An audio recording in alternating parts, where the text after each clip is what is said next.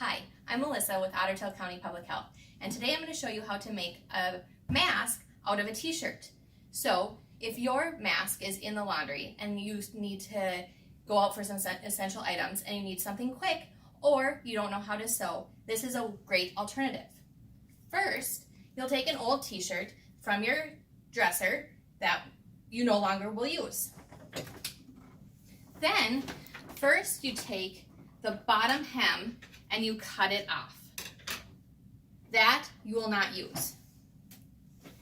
Then you cut 2 strips along the bottom, about a 1 inch thick, all the way across. Set those off to the side. You will do another one and set that one off to the side. Then for an adult size mask, you will take about 8 inches up and cut across. For a child size mask, you'll use 6 inches, or a teen is 7 inches. You take the top part of your shirt and move it off to the side. You will cut the hems off the side so that you have about 19 to 20 inches of material. This gives you 2 pieces of fabric, which will make 2 masks. Set one aside and take one material and pull it till it stretches. When it comes in and rolls into the center, that's what you know will be the inside of your mask. Now take one of your strips that you have created from the bottom and pull those tight. These will make their own ropes.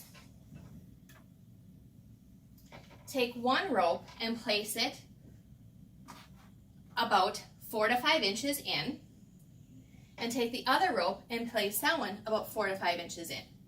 Then take your piece, fold it over, take your other piece and fold it over so it overlaps. Then take your top 2 pieces of your string and tie a knot. You want it to be tight and close to the top. Once you have that done, you grab onto your piece of fabric and your loop, place that over your head, place this on your nose, and cinch up. Pull it tight and tie in the back of your head.